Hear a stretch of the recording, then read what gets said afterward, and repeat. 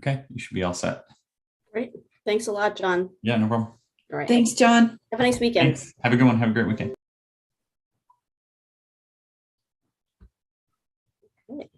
So I'm calling the Region 9 Board of Education Policy Committee to order at 9:05 a.m. Joining the meeting are myself and Kathy Thompson, which establishes quorum for the purposes of the committee, and our chair, Sarah Lieberger, could not attend. And just for the purposes of the public record, the Easton Reading Joint Policy Committee did not have quorum as well, so they're not attending. So this is a single committee meeting. So with approval, because we don't have quorum for the two committees, or for one of the committees, we will defer the next item on the agenda, which is item 2, approval of minutes. We will defer that to the next joint meeting. Okay, so seeing no members of the public,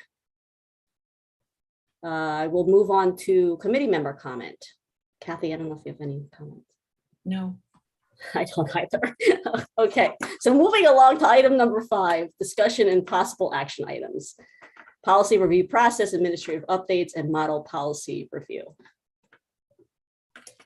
So following our regular Board of Ed meeting on Tuesday, I contacted Gwen Satoon at Shipman and Goodwin, and they have an emailed list of all of our outstanding questions that came up at the Board of Ed meeting, which I can tell you, this is overall, she's looking into the pronoun question and whether we can replace pronouns with a specific noun.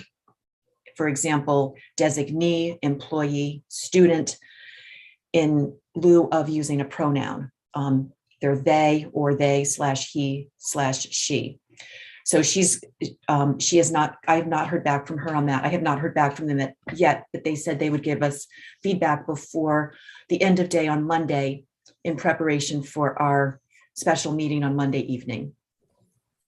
So that was the one thing they were asked. I asked them to look into. And then there were some questions, smaller questions on specific policies. There was a typo in bloodborne pathogens. It said needless versus needleless, which seems obvious, but they're going to just confirm that. In the administration of medications policy, they are reviewing and approving the suggested changes that administration gave us. The same for the health assessment screenings. And in student discipline, they're reviewing and approving deletions of references to grades below grade 9. Administration had made some comments there, so they're looking at that policy. They're also looking at the employment and student teacher checks policy, which Vicki had said she believes is no longer current because of the change in law in July of 2021. So we've asked if there's an updated model policy for that, and if not, what their recommendation is to make that policy current. And then lastly, under the parent-teacher communication policy, that policy, the model policy currently requires 2 parent-teacher conferences at Barlow at the high school level. And we've asked for a clarification on that. And is it actually mandatory? Because it creates contractual and other issues for the Region 9 district. And can they suggest alternate language to address that requirement as stated in the current policy? In addition to those clarifications, we've also asked them to review the policies we've recommended that be retained. And those are bullying and safe school climate plan, student privacy, PPRA, student records, FERPA, transportation, field trips, budget procedures and line item transfers, gifts, grants, and bequests, purchasing, hiring of certified staff, and hiring of non-certified staff. And the question we've asked them is, would you please review them? Are they sufficient to be retained until the fall, and or if there's language that should be addressed immediately. And if I've also asked that if we move to adopt the model policies around Title IX, that the following Region 9 policies and documents can be repealed, because we have multiple policies around that area.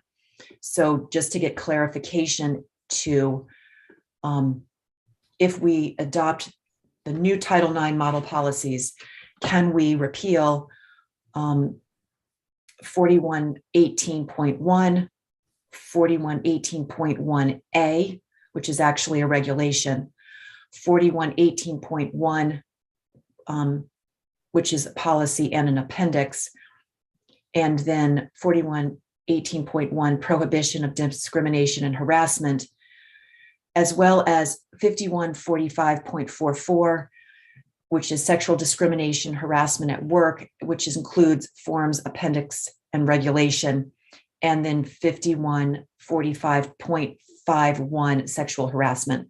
So just to clarify for our repeal list, that those can be added if we adopt the Title IX for students and employees. So that's the note, that's the request that has been made of them. And Gwen did say she will reply in advance of Monday's meeting. On all of them, Kathy, or just the pronoun question? On all of those, though she did ask, and I will read you the note she sent last night. She did ask, let me just get her email here. You want me to give you to share, or would that be helpful? Let me see if I can. I've got it right here. She just said, to clarify, would you like us to comprehensively review and comment on the policies you wish to retain, or would you like us to instead identify any glaring issues that require immediate attention? And I mean, let me know what you think. My feeling is both, but identify and any glaring issues that should be fixed immediately. And then over the summer, comprehensively review and comment on the policies. So if there's anything we need to address immediately, let us know. Otherwise, if we can retain them through the summer and address these in the fall, I think we're good with that. It was my impression, but what is your feeling? I would agree with that. I think it's too confusing to try to take all of it on for Monday. And I would be personally just pleased if we can get to adopt those ones where there's really no contention, which are those that clarifying the he, she, they, or noun, right? Exactly. So because we do have some others that need to be addressed. There's wellness, there's graduation, there's weighted grading. There are a few that we pulled from second reading because we needed additional input from administration, and there were bigger issues that needed to be addressed. So I think we can put the retain and those in one bucket and work on those going forward. Yep. So that's where all of that stands. There is one outstanding policy that is that I wanted to bring up with the committee, which is the policy. It's in the 4000 series under personnel, which is child abuse or neglect reporting. And there are several appendices that as a committee, we've never discussed and clarified what our recommendation is. So if we, and I can share screen, or you can pull it up, whichever is easier. Is it something that we already have? It's in our red line. If you have the red lines or the final file open. You're right. I just made you a co-host. So I think you should be able to share. Just share. Okay. Yeah. Let me see. See if you could see if that works. If not, I could pull it up. Is that sharing? No.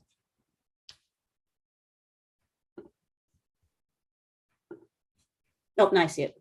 Okay. Looks like just a delay.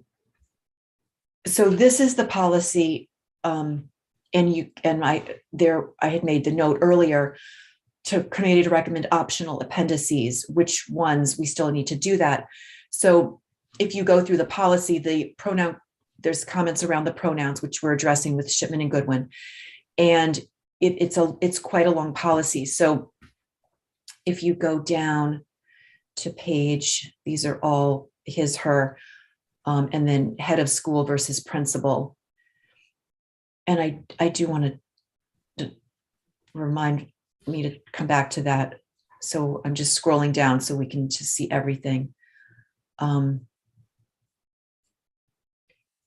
So here are multiple appendices. This is Appendix A is the relevant excerpts from the statutory definitions. So I think there's no question there, though there were pronoun questions in that one as well. Then appendices B and C are optional to include. However, they may be useful as part of training for staff members in identifying the signs of abuse and or neglect of children. So Appendix B, you can see, is our definitions, operational definitions of child abuse and neglect, which is, it's really just clarifying what constitutes and what are working definitions and examples of child abuse and neglect is used by the Connecticut DCF. So and it defines physical abuse. It gives examples of evidence of physical abuse, and then sexual abuse and exploitation. And examples including, but not limited to, the following list: emotional maltreatment and abuse, and then evidence of that, indicators of adverse impact of emotional maltreatment and abuse. So it really gives it gives a lot of information around how staff, things to be aware of in the context of reporting and being aware of these situations. There's medical neglect. Tell me if I'm going too quickly. Educational neglect, and then characteristics that around absenteeism. There are some exceptions. Emotional neglect, it's extensive. This is one of the ones that we mapped initially, right? Both committees. And we came to a conclusion. I was looking for the mapping and there are pre-existing, I thought, and I would presume that these are the appendices that are in the new shipment, right? Am I remembering it correctly? Yes, this is the current shipment model policy that is currently in second reading, but we never discussed as a committee, these appendices are optional, B and C. Yep. So we never discussed, do we want to include them or not? So that's why I'm raising it here, just to finalize that recommendation. And we did share those, the full as written by Shipman, right, with the replacements of the nouns, et cetera. These appendices are in the red line. Got it. Yeah. Yes, and we have not deleted them from the final clean copy either, because we as a committee had not discussed it. So I wanted the committee to discuss this so that we had a recommendation. Got it. Given that they are optional. I think I don't because we never discussed it. I mean, I don't see why, unless there's anything that would not be applicable or would create issue with Region 9, I don't see why we wouldn't include them. I mean, that's my feeling as well, as speaking for myself. It seems to me that this is really background that would be additional information that is a staff member could refer to if in the context, if they felt there were an issue or a reporting situation came up. This is just extra. This is additional information that might clarify or help somebody understand and recognize different things. So my feeling was that I don't see a reason we would not include them. I would agree. So, okay, so then I will make that note here. And then,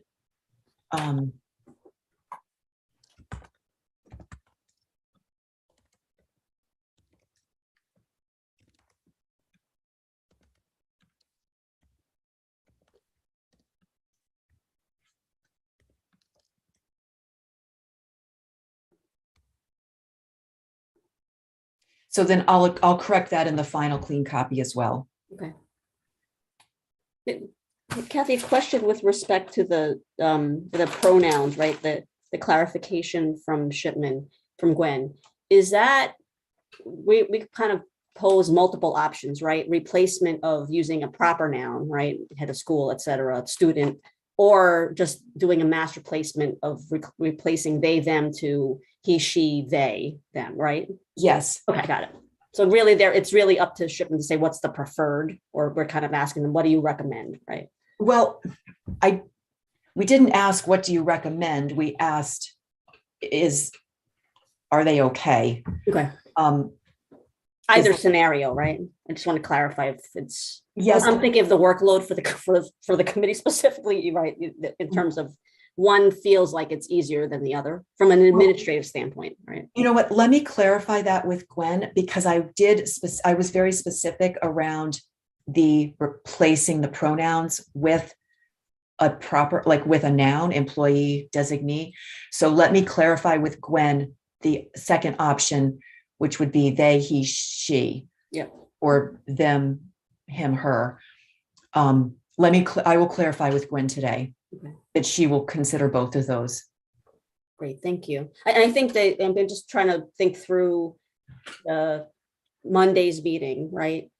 What I'm happy to do, but let me know I'm sorry, maybe we should kind of go through the agenda, but what I'm thinking is just to create a list, and I'm happy to take the lead on that, or, as long as it corresponds with what you're having, we can draft a motion, and with the objective of identifying the pronoun policies for approval, right? And then there would be a repeal of the second motion, would be a repeal of the corresponding mapped policies. And then the rest, I think you and I agreed that we would just table those for after the summer. Is that fair in terms of motions? Wait, can you say that again? Oh, you're saying that the policies that were, because we worked off the list that was in the minutes in the regular meeting. Right. So I'm just going to play back what I think you said to make sure I understood it correctly. There were two policies that we were just going to scratch because they were not relevant any longer. Right. Then there were some policies that we pulled from second reading for multiple reasons. And then there's the list of policies remaining. Those policies would go forward, ideally for adoption, once we have Shipman's recommendation around pronouns versus nouns. Is that correct? Okay. So I am happy to take, I think it's a lot to ask administration, even if we do find and replace, there's a lot of policies. It's multiple documents. Mm-hmm. And I don't want to ask them to do that on Monday when we hear, if we hear back from Shipman on Monday at 3, that's a lot to ask somebody. So I'm happy to do that, whatever they ask. Though I will say, depending on when we hear from Shipman, they may not all be complete by 7. Is our meeting at 7 or 7:30? I think 7:30. So depending on when we hear back from Shipman, that may not be complete for 7:30. But what we would be able to say is, this is Shipman's recommendation, and this is what will happen going forward. Yep. So, if they tell us Monday morning or get us, get back at noon, even, it might be possible to have all of that in place in writing. Yep. But I don't think we can promise it. And I don't want to ask Shipman to do it. I mean, I don't want to ask the administration to do it in a scramble. I'd rather get it.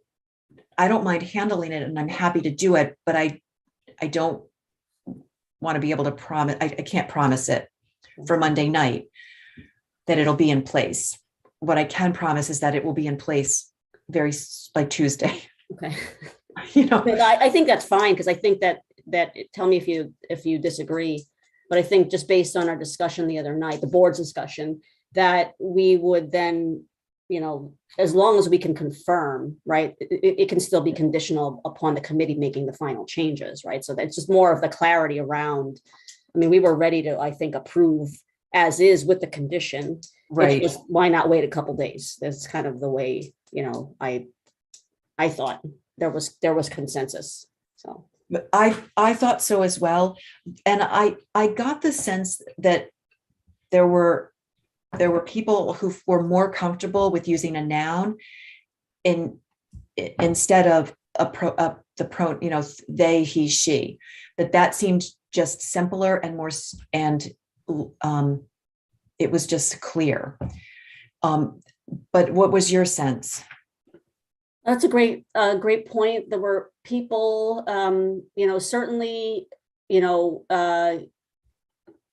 Mike, Todd, and I had a clear opinion. I couldn't get a sense of the rest, to be honest with you. But that would be my assessment of the room. But and I think but either way, at this point, I'm individually just focused on getting it done. I mean, do you like time aside, like if we had all the time in the world, what would you think is the best solution? I think, and my opinion is solely based on future administrations and boards. I would prefer the mass replacement because of the work that it would take us or anybody who follows us. And I say us, collective board administration. Mm-hmm. It would take us more time to have to try to navigate through that 3 times. So I'm very, very sensitive in general about the work that not just the central office, but that the boards are being asked, and we turn over every 2 years. Mm-hmm. And that's part of where we lose continuity. And then in some cases we're starting all over. But the people who don't turn over as quickly, at least I hope that they're not turning over as quickly, are the central office. But that's my view. It's purely just administrative burden on anybody. And so that's really my concern with trying to but the more times we deviate or create exceptions for central office, the harder it is on everything. So that's just, but I don't. I would think for from Shipman's standpoint, I would think they would want to have to that point, an approach that fits everybody's needs as well, because I can't imagine we're the only board who's raising this question. So it would be interesting to see from their standpoint, what do they think is cleanest and simplest administratively? Mm-hmm. Is it simpler to just use the word employee or student or, designee instead of, they / he / she in their view as well? I'll see what they say. No, actually, that's an excellent point, right? Because it's all about assuming that not just our district, but most of the districts in Connecticut employ Shipman and Goodwin, right? Oh, yes. And they're starting with the generic thing, right? So if Shipman changes theirs to whatever the easiest way is for everybody, then presumably that would be easy for any district in Connecticut that would use the same base. I mean, I would think if I were at Shipman, I would be thinking about this too. Like, oh boy, other people are going to be asking this question going forward. Should we be writing policies with they, he, she, or with just use the noun so that we're not doing this over and over as well? Yep. Oh, that's an excellent point. Like in general, like even the typos and it's version control, like it gets to just version control. No matter how many times you always lose there's always going to be some inefficiencies. Right. But you're right. I mean, the most efficient way is to have Shipman change it at once. But I assume that they would have a moving target as well. So they probably, and I think there's multiple people working on them. And yeah. So there's a lot of, it's a huge firm. Like it's massive. All right, so I think so we'll hear more from Shipman. Mhm.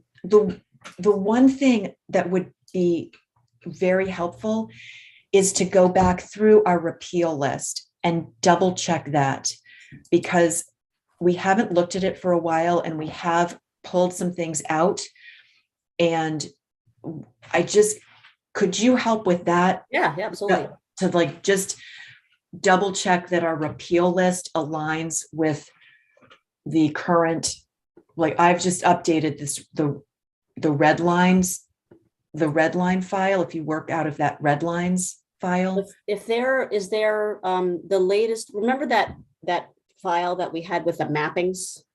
That's still good. Like I kind of lost track of all the files. So is there the most current mapping file and then the individual current repeal list and the current to be advanced, that first group? So that file has not been updated to reflect the things we've added to the withdraw list. Okay. Like it doesn't reflect policies that we've put back on the retain list. Like, for example, wellness, the things that we had bigger, like graduation requirements. So I'll share with you right now the red lines file, which will be everything that has a check mark next to it. Yep. You'll see here, I'll share again and you can see it. And that's the link that was emailed to the board, the red line, because there was a clean in the red line link. That's the latest, right? Exactly. Okay. And they're both, they're being updated hand in hand. So, but one's red line and one is just the clean version. Yep. So you can see in column F, if it's got a check, it's done.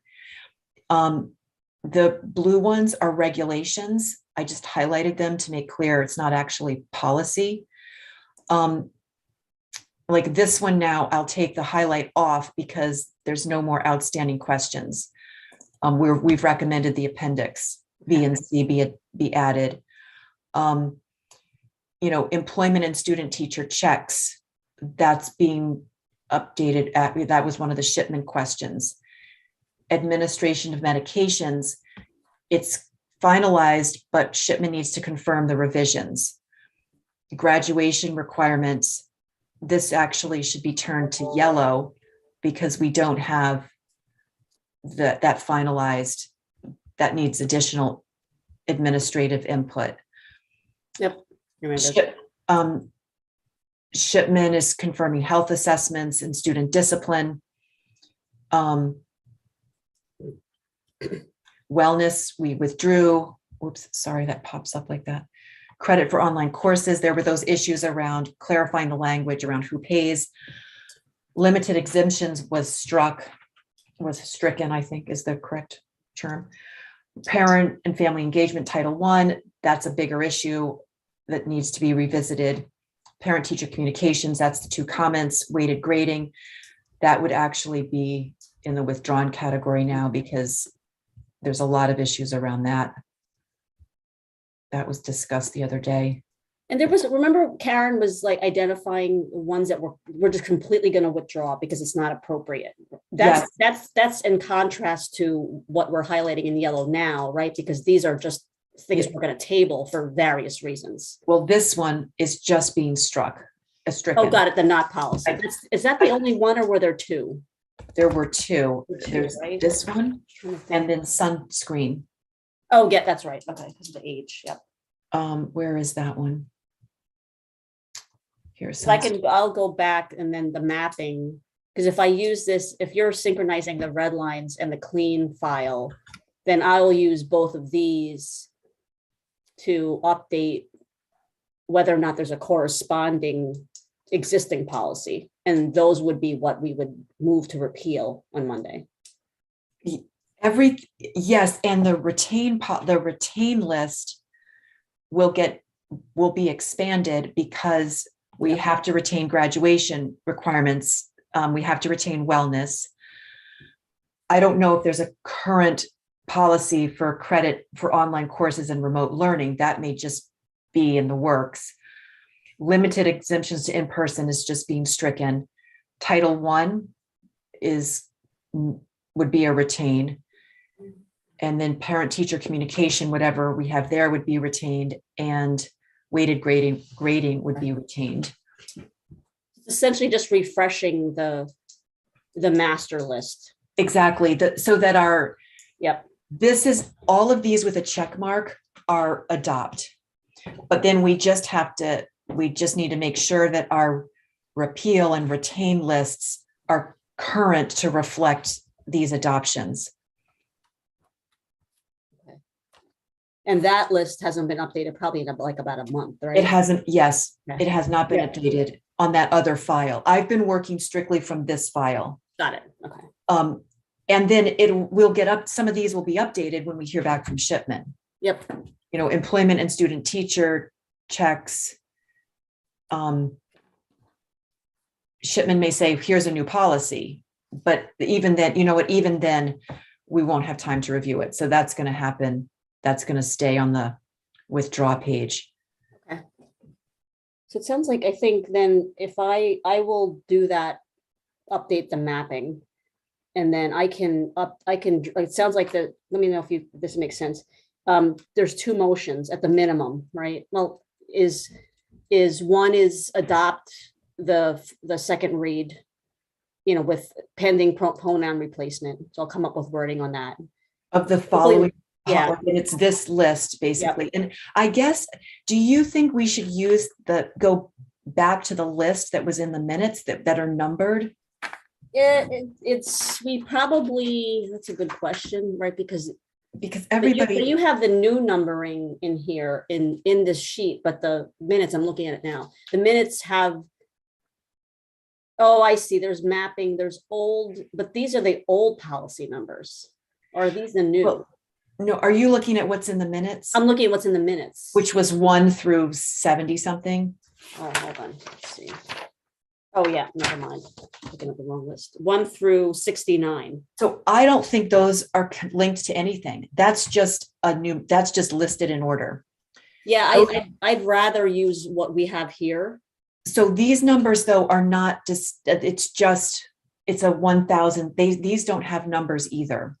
Because because the new policies don't have numbers, right? Right. Unlike our old policies, it's, 1600 brackets A, right? Exactly. So Shipman doesn't do 1001, 1002, 1003.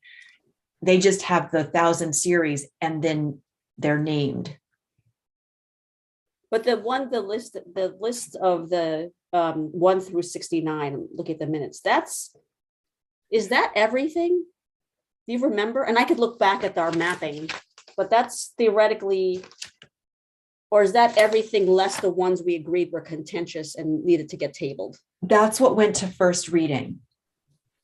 Oh yeah, so then that's not 100. That's not comprehensive in terms of what we were considering from Shipman. Exactly, and I think in the minutes, those are just numbered one. Those numbers are just one. It's like 1 through 10. They're not linked to any other policy number. Yeah, it's literally a numbered list. Yeah. Okay, then I think. And they're in order of the Shipman series, but they're not, but they're not, that number 1 is just number 1 because it's the first policy in Shipman. But if we look at Shipman's original list, it's going to be like 70 or 75 or 80. Exactly. So that list is also not going to correspond with Shipman because we pulled some.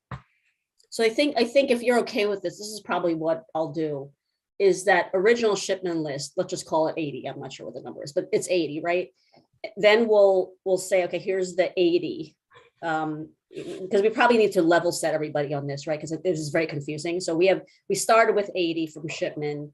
We have whatever 150 existing Region 9 policies, right? Yes. And then of the 80, we now have 55, right? Because that's the kind of the pronoun ones minus the need more discussion, right? So roughly, those are estimated numbers, right? Oh yeah, no, yeah, I'm totally ballparking. Okay. These do not tie to the actual numbers. So the call, we have 80. We're gonna move 55 because we're gonna resolve pronoun issues, and then the remainder are gonna get tabled.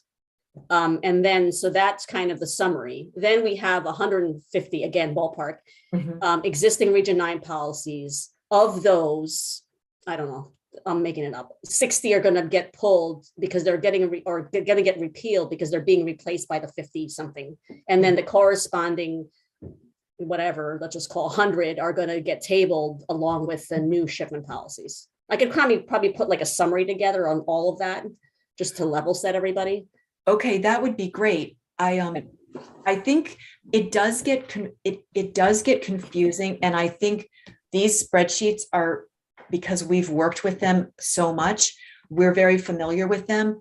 But I think the other members of the board, it's a lot of information here that is really more than it's hard to keep track. You know, these are the shipment ones to adopt, these are the ones to repeal. And I think if we can simplify it and actually list the policies more similar to how they were listed in the minutes, because everybody seemed to really could really relate to that.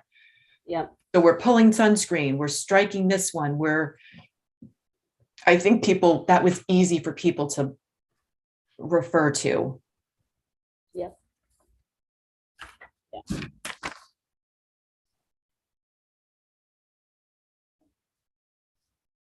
So if you could help with that, that would be great, and Yeah. I'm happy to work, like, two sets of eyes. There's a lot of policy numbers here. So, and two sets of eyes are better. And if you go through this too, if you see anything that's been missed, let's share notes if we see a goof or a glitch. Okay, sounds good.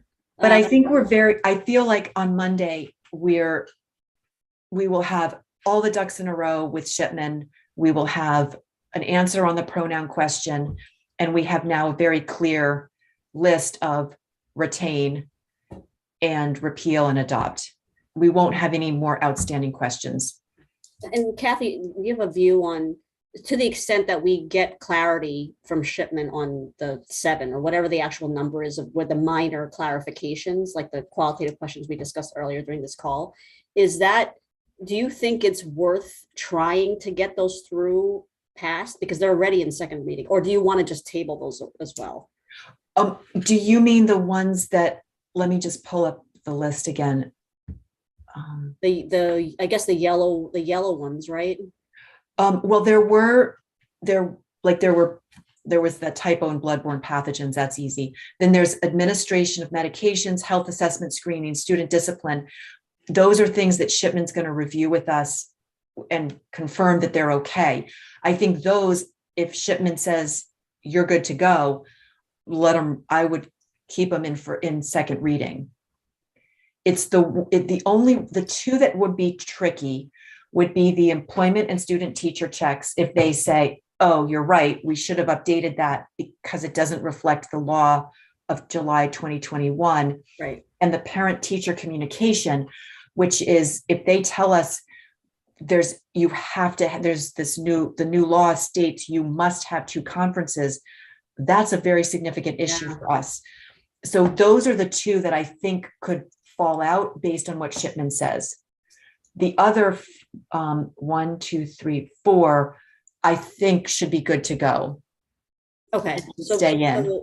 Because we're essentially waiting on Shipman, if just to avoid confusion, and I'm trying to kind of solve for getting the 54 dragged down and deferred again because of the discussion around these 7. So if you're in agreement, I can organize this or tee this up in a way that would say, okay, now this is the 54. Now for the 7, we can then do the same thing. We have resolution. I'm going to presume we're going to have resolution for some of them on Monday. And then we can do the same thing. Let's move these 5 of the 7 to pass. And then, so I'm kind of thinking of 4 motions essentially. Well, these are the ones that are in green are the ones that hopefully will clear, like Shipman will say, you're fine. Yep. You know, they just haven't confirmed. We got significant revisions. Right. It wasn't significant revisions, but they did add quite a bit in administration of medications, and they deleted significant bits in health assessments and screenings to simplify it in their view. Got it. So if Shipman clears administration of medications and health assessment screenings, if they approve the language that administration added, those are good to go. Like there will be a check mandatory next to them. Got it. Student discipline is the same.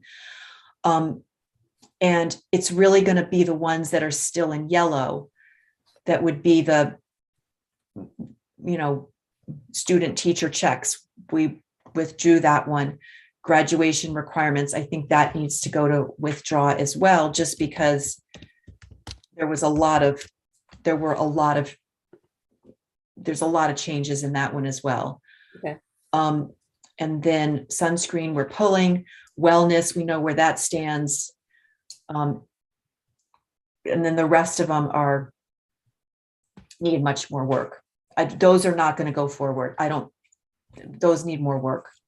Okay. So I think the green ones are the ones that Shipman potentially will clear. And then we would have the 5 yellow ones. 1 and 2 are being stricken. So 1, 2, 3, 4, it's 6.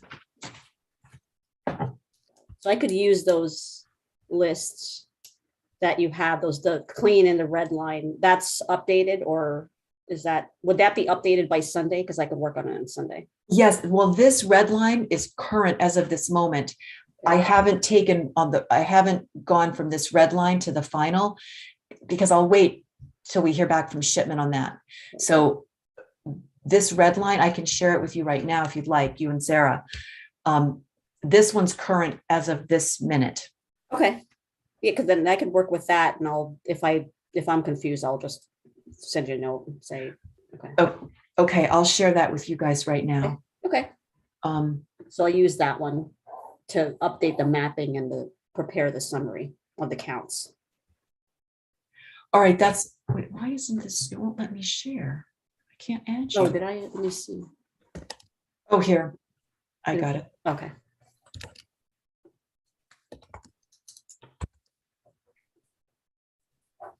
All right, I will, I'll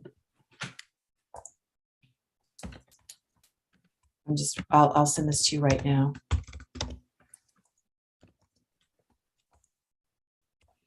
And then, okay,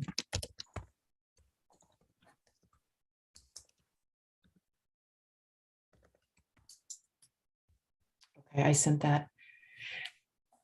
And then just one last thing, just to ask, in many of the policies, they say principal.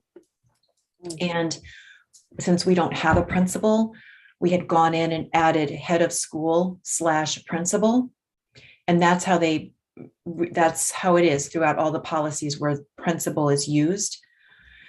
Do we want to leave that as is, or do we want to remove principal? I don't believe that Easton or Reading, everything's not perfectly aligned, because I don't know what they did in the context of their pronouns, for example, and if they're addressing it further.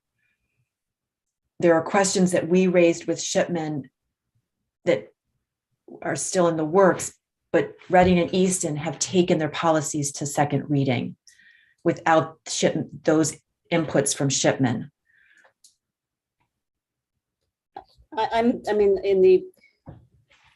Given where we are, I think it's fine, because I think Shipman already knows we replaced that, right? Because we added head of school. I'm trying to remember, the default was probably principal, and we added head of school / principal. Right. To prevent us having to have omissions for Monday, I'd rather just leave it as is. Okay. In my view. What we did, because principal didn't make sense in the context of Barlow, because we don't have a principal, we did add head of school in front of principal. We did head of school slash principal. So we can leave that as is, or we can delete principal. Like that's a simple find and replace so that it doesn't say slash principal because we don't have one. But as I'm just asking, because as we fine tune all of these, that's like the one last thing that's on my list that was outstanding. I'm inclined to just leave it as is, but that's, I mean, if you feel strongly about it, or we could ask Sarah, I don't know if there's any, if we could get consensus around it, but I don't know that it's necessary, just, but. Well, I mean, it says, as long as, in my view, I mean, it's, the only question I have is if a parent from Barlow reads it and thinks, why does it say principal? Would it possibly be confusing? Like, is there a principal? Do they mean assistant principal? That's the only reason, especially now that we don't have complete alignment word, like on some of the policies, not all. Do we want to address that just to make it clear for Barlow? It's because I don't think they've taken, like, we've made changes to some of these policies based on shipment and the pronouns. Do you know what they did with pronouns in Easton and Reading? I don't know. I haven't gone back and read everything either, because those comments were in all of the versions that we all shared, and I don't know what they ended up doing. I can go back in and look at what they submitted. I didn't read through. I did a quick run through, but I didn't look for specific details.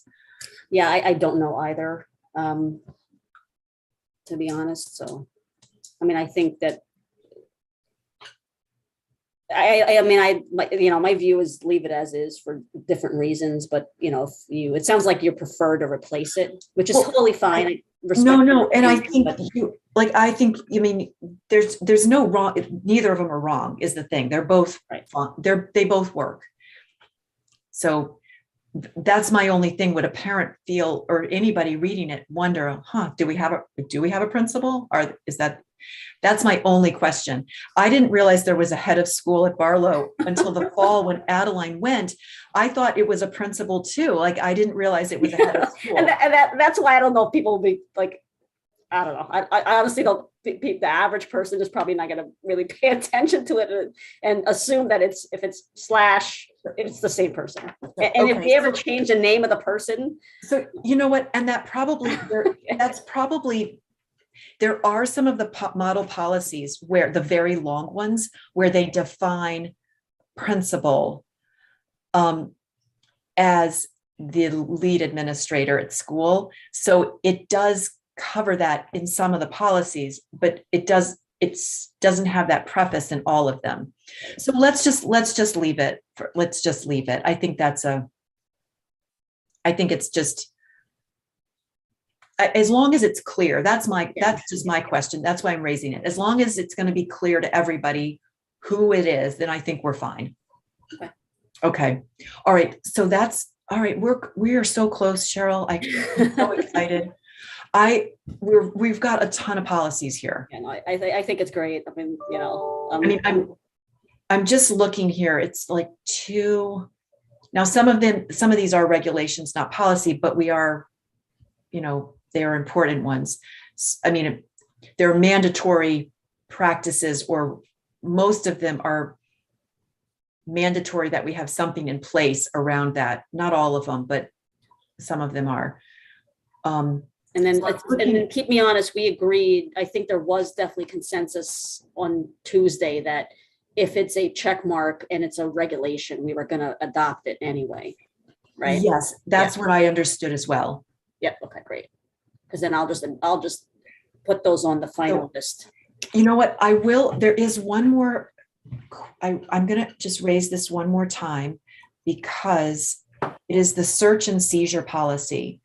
And Mike raised this in the meeting because it sounds like the board, before I was on it, had lengthy discussion around search and seizure, like the use of breathalyzers, the use of search dogs, and that sort of thing. And it was very specific. It had been significant discussion. And the regulations for that policy, I just want to go back to it. I'm going to open it right now and share my screen again, because I want to make sure that that is it sharing? Yes. Yep, I see it. So policy regarding search and seizure, and Mike raised this the other night. So search of a locker, search of these things, there's all of this. This is number 4, use of drug detection dogs and metal detectors, similar detective devices, and or breathalyzers and other passive alcohol screening devices may be used only on the express authorization of the superintendent in accordance with such procedures as the superintendent may devise. And Mike's point, I believe, is that then the regulations go on to this. Now, we're not adopting these regulations, but there are, if you go down, there's specific regulations around the use of dogs, the use of breathalyzers, and evidently there was I think that's the end. There were very specific discussions, and it was agreed and approved that there would not be, at a school dance, for example, breathalyzer and dogs, that if there were cause, this is the note, if it's really around regulations. I just want to make sure that this policy, number 4, is not going to jeopardize, is not going to interfere or be inconsistent with what the board's views were previously on it. Were you involved in those? No, that was pre my time. So it was a pre-existing, and without looking at the mapping, I would suspect to think that it's before then. The existing policies probably put in place well before 2017. That's right. When I joined. So we haven't, and I don't have any recollection of having change at search and seizure, but we probably should. I mean, but the same token, it's probably dated, and I would venture to speculate that there would have been changes in regulations since the existing policy we have. So it probably requires some type of update to what Shipman has here. So maybe I hate to put another one on the parking lot. This might be a parking lot item. Well, or maybe we add this to the Shipman question, because the way I read number 4 is that the use of drug detection dogs and metal detectors, similar detective devices, and or breathalyzers and other passive alcohol screening devices may be used only on the express authorization of a superintendent in accordance with such procedures as the superintendent may devise. So it may be that tell me what you think, but the regulations really define use or not, because the regulation could say we're only using them in the context of evidence that, it's not just at the front door of a football game. Yeah. I mean, it does provide discretion. We could ask, well, but I mean, is the question really for Shipman or for the administration? I think it's for both. No? I mean, I guess that it's sort of both, because if we, for example, if the thought is we should strike this, or is the thought that we should, we can leave it in, but the regulations will drive the use or not. It's in accordance with such procedures, which is a regulation, which would be outlined in regulations. But I guess this leaves talking through this. This leaves enough discretion where we won't create issues of non-compliance in the district. Non-compliance of the policy, do you mean? Yeah, like if we publish this, if we finalize this as is, right? Because it's somewhat, 4 provides somewhat discretion to express authorization by the superintendent, right? So we're not saying this is going to happen. We're not saying that we have to have dogs and breathalyzers, and But they have to, if we do, we have to get express authorization from Jason.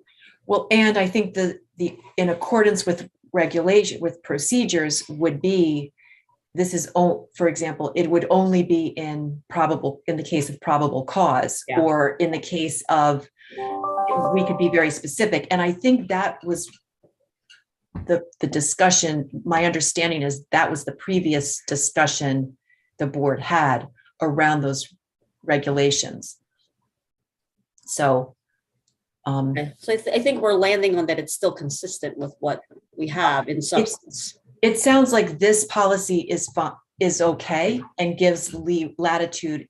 It doesn't prescribe that these can be used at the front door of a football game. Yeah. Okay. Okay.